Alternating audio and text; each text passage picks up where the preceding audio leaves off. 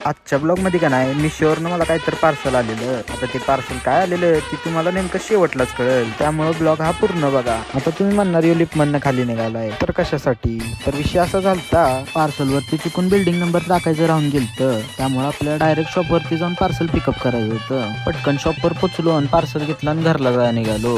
म्हणलं आता पटकन खोलून बघूया. पटकन पार्सल खोलून बघितलं, बघतोय तर काय त्यात होतं, किचन आणि मोबाईलचं होल्डर होतं. मोबाईलचं होल्डर आता ती नेमकं कुठल्या साईडला लावायचं ही मला काही कळतच नव्हतं. ती तुम्ही आता कमेंट मध्ये सांगा कुठं लावू. त्यानंतर का नाही ऍपलच्या शाळेत पालक सभा होती, त्यामुळे मम्मीला घेऊन मी कळंबोलीला चाललेलो. कळंबोलीला जात असताना उन्हाचा तडाखा एवढा जास्त होता की सांगताच येत नव्हतं. असं वाटत होतं उन्हाळा आहे का थंडी चालू आहे काहीच कळत नव्हतं. त्यामुळे काय हेल्मेट घालून घेतलं की डोक्यात एकदा. तेवढ्यात तुमच्या बरं गप्पा मारता मारता शाळेपाशी पोचलो. शाळेपाशी पोचल्यानंतर शाळेला बघितल्यानंतर माझ्या जुन्या आठवणी ताज्या झाल्या. आता म्हणलं गेले ते दिवस राहिले त्या आठवणी. आता म्हणलं हिथं बसून करायचं तरी काय. मग म्हणलं जुन्या मित्रांना फोन लावूया.